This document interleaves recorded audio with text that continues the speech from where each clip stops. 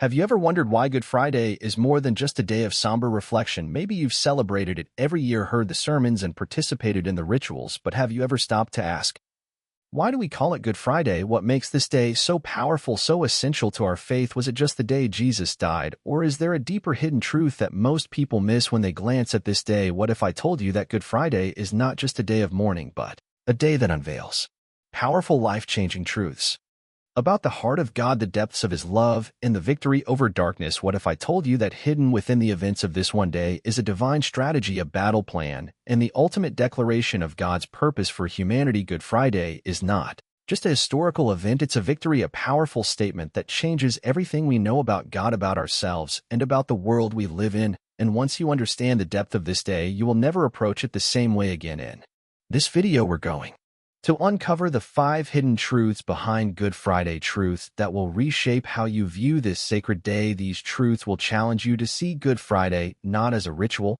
but as a divine revelation, a turning point in the story of the world that carries a message for your life today. By the time you finish, you'll understand why Christians celebrate Good Friday not as a moment of defeat, but as the ultimate victory of hope, love, and divine purpose. So if you've ever wondered why Good Friday matters, or if you feel disconnected from its true meaning, stay with us. We're about to break it down in a way that will open your eyes to the life-changing power behind this day. This is not just history, this is God's message to you, speaking through every moment of that fateful day. And if you know someone who's never fully grasped the significance of Good Friday, share this video with them. You never know how this revelation could ignite their faith. Before we dive in, don't forget to like this video. Your support helps spread this powerful message to others, and leave a comment below sharing which of these hidden truths speaks to you the most. Let's explore together why Good Friday is the greatest demonstration of God's love and purpose for our lives. There is a scene so heavy with silence,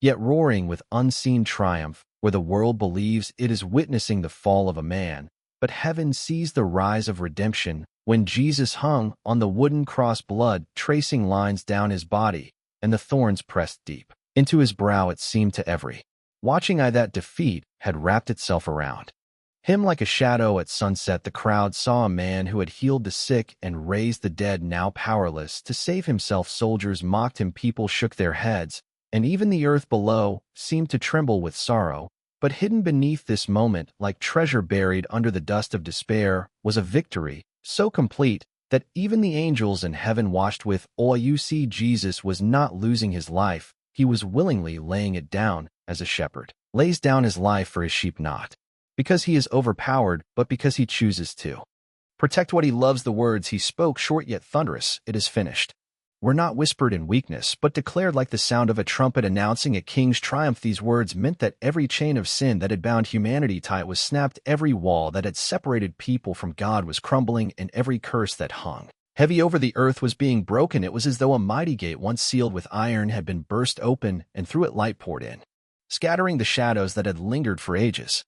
The crowd did not see this gate, the soldiers did not feel the light, but the unseen world felt its power shaking the very foundations. In this mystery, the crucified King did what no earthly power could do. He turned the weapon of death into a tool of deliverance. The nails that pierced His hands and feet were not the end of the story, but the very writing of a new chapter, where mercy flowed like a river from the wounded side of Christ. His blood, precious and pure, was not wasted upon the ground, but it was poured out as an offering far greater than any sacrifice ever laid upon the temple's altar. The sky darkened, and morning held the secret of hope about to dawn, and the earth, quaking beneath the cross, felt the weight of salvation descending like gentle rain on parched soil. While eyes could only see a lifeless body surrendered to the grave, the heavens were already echoing with the sound of a coming resurrection. The crown of thorns, twisted in cruelty, shone unseen with the glory of a king crowned in victory. The wood of the cross, rough and stained, stood not as a symbol of shame, but as the throne from which the King of glory ruled over sin and death. Here upon this stage of agony, love's greatest act was performed not in secret,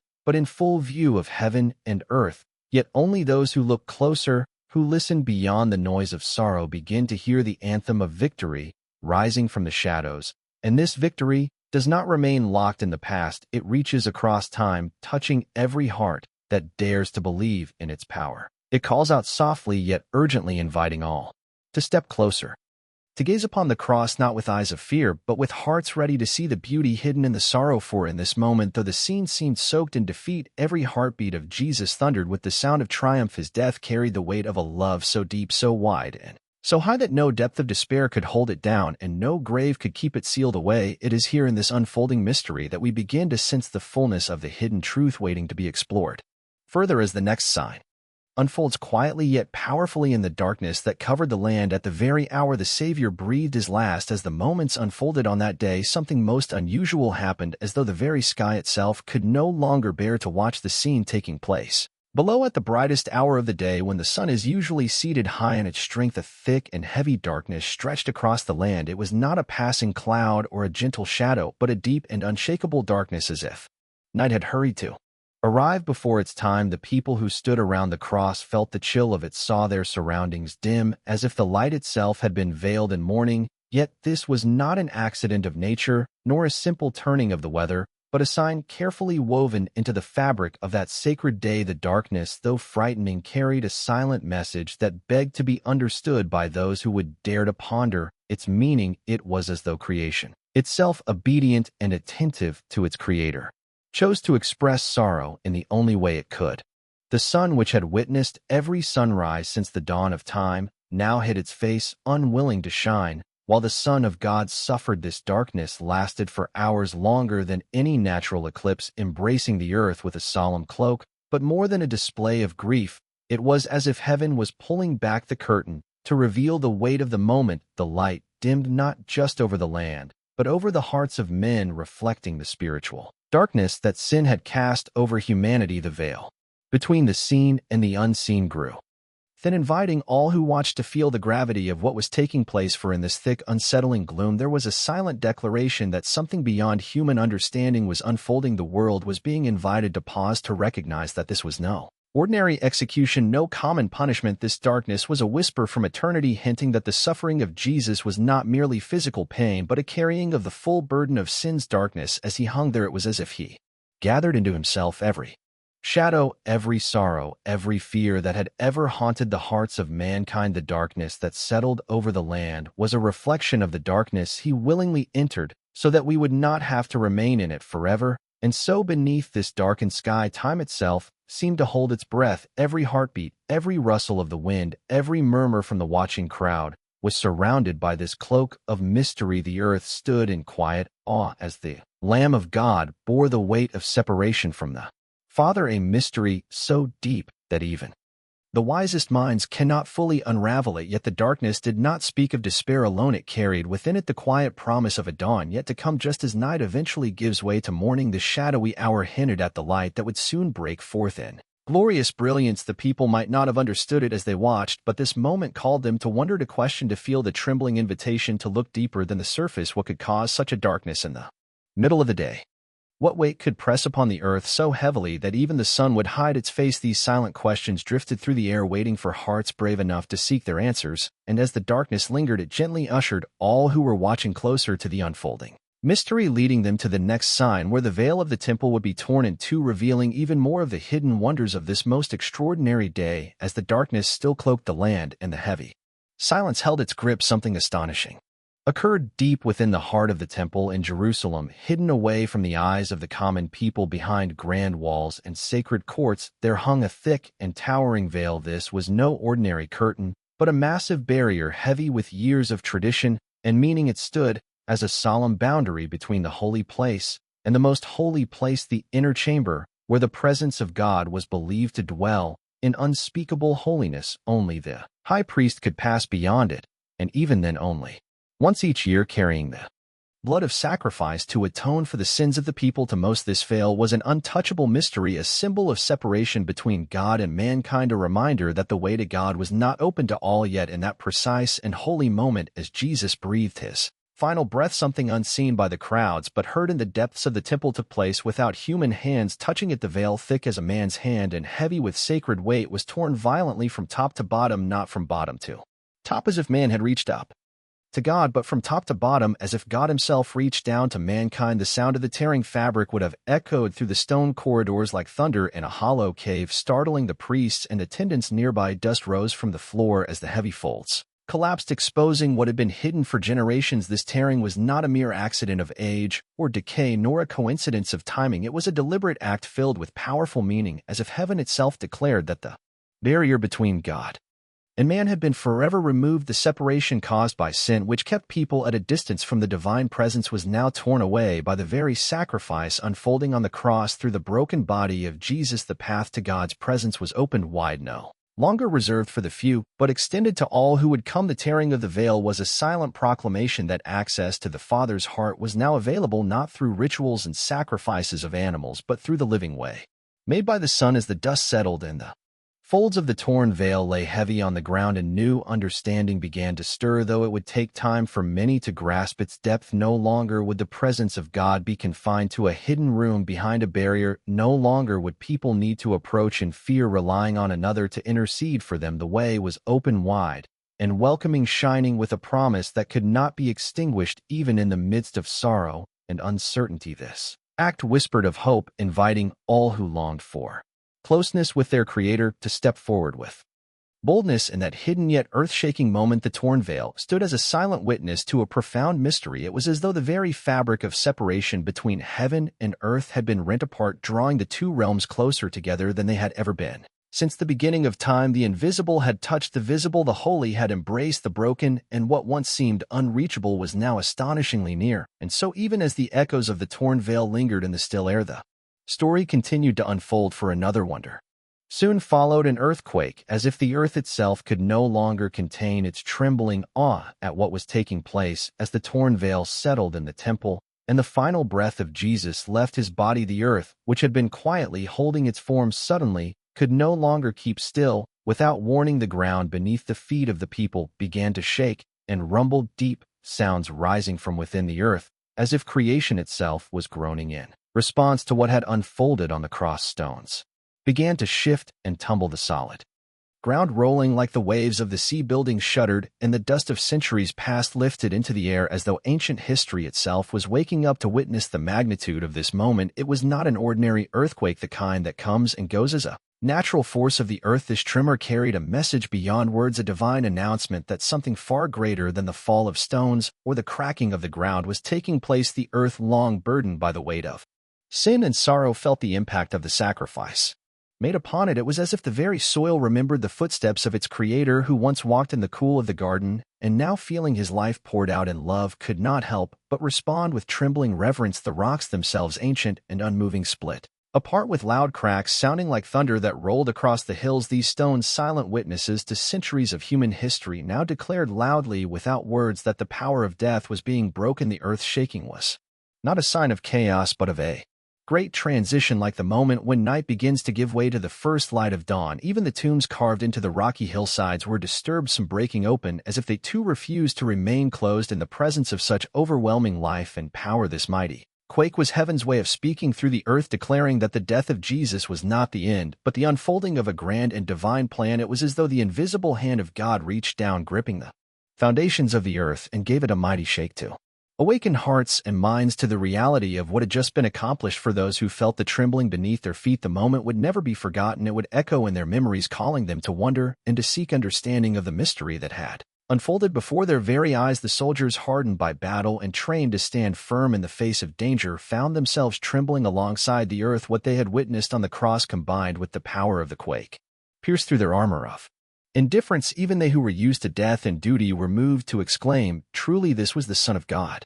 The earthquake had spoken to them in a language no man could teach, a language of awe and holy fear that reached deep into their souls. As the earth gradually settled back into stillness, the air remained heavy with the weight of divine presence. Dust floated gently down, and the broken stones lay as silent testimonies to what had just taken place. The quake had announced to all creation that this was no ordinary death, no ordinary man upon a cross. The earth's roar had declared what many hearts had not yet dared to believe, that the powers of sin and death were beginning to crumble, and a new dawn was preparing to rise. Even as the echoes of the trembling ground faded into quiet, something even more mysterious was about to unfold. For the very tombs that were opened in the quake held within them an astonishing secret waiting to be revealed. As the last echoes of the earthquake melted into silence and the dust settled upon the broken earth, something even more Astonishing lay quietly in its aftermath, scattered across the hills and valleys. The ancient tombs, cut deep into the rock and sealed for generations, stood strangely open. These were no ordinary cracks from the tremor. The heavy stones that had long guarded the resting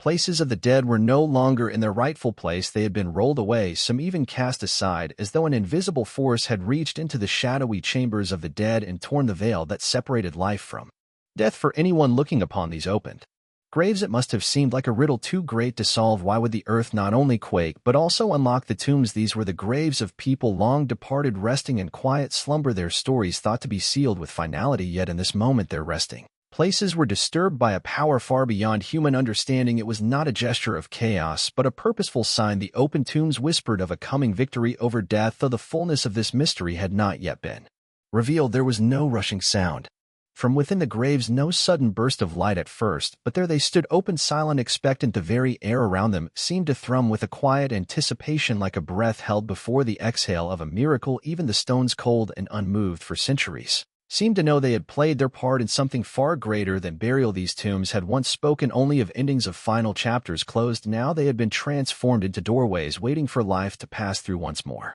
It was as if the earth itself, under the command of the Creator, had flung open these ancient doors to make a declaration. Death would not have the final word. The opening of the graves was a visible prophecy, a silent sermon carved into the landscape, speaking of a future moment when the one who had laid down his life would rise, and with him bring life to the lifeless. These graves stood as open invitations to witness the breaking of death's chains, not just for the ones inside, but for all who lived under the shadow of mortality. Among the watching crowds there must have been unease, mingled with wonder. Some might have dared to step closer to the gaping tombs, their eyes wide, their hearts pounding with questions too heavy for words. Others, perhaps more fearful, kept their distance, sensing in their spirits that this was not an accident of nature, but the unfolding of divine purpose. What had once been places of sorrow were now marked by a holy disturbance, of preparation for something that would soon astonish both heaven and earth. The open graves did not remain silent for long, though at first they waited in stillness. Their true purpose was about to be revealed in a way that would startle the living and proclaim the power of the one who had just surrendered his life. The open tombs were not empty signs of destruction, but living symbols of hope about to awaken soon. These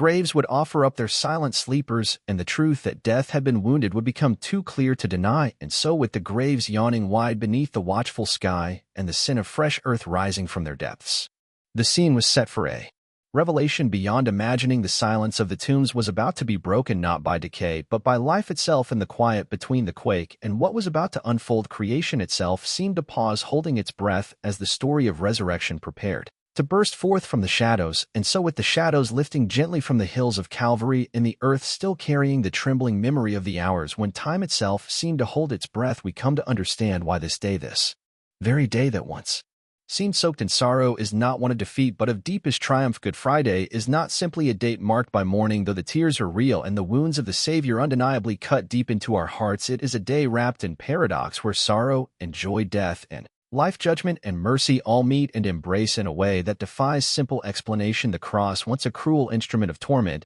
has become the very banner of our hope, raised high for every eye to see, not as a reminder of despair, but as a signal fire of divine victory. We celebrate Good Friday not because we take joy in the pain, but because we see through the pain to the purpose that lay hidden within it. Each drop of blood that traced its way down the wood of the cross was not lost to the ground unnoticed. It spoke silently of love deeper than oceans, broader than the heavens stretched above us. Every thorn that pressed into his brow carried a message written not in ink, but in the scarlet language of redemption. It is this mysterious exchange, life given in death, freedom purchased through suffering, that fills Good Friday with its profound meaning. We do not stand before this day as mere spectators of a past event. We are partakers in its living power, embraced by the same love that held him to the cross. The celebration of Good Friday is a gentle yet resounding echo across the ages, calling every heart to pause and listen to the still voice that speaks beneath the noise of the world. It tells of a love so patient, so enduring, that it bore the full weight of the world's rebellion, not with a clenched fist, but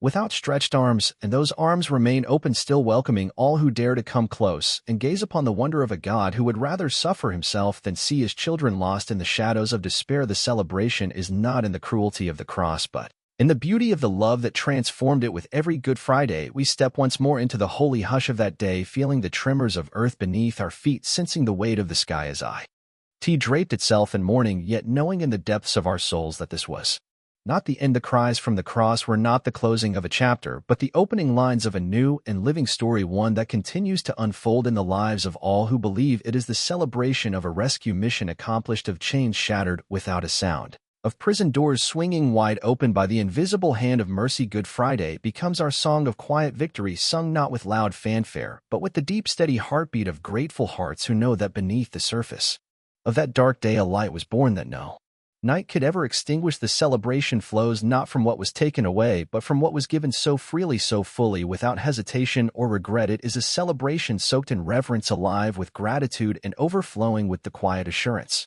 that love has triumphed once and for all. If this video spoke to you, don't forget to like, subscribe, and share it with someone who needs to hear this message. Drop a comment below letting us know which truth about Good Friday impacted you the most. Let's spread the power of this day together.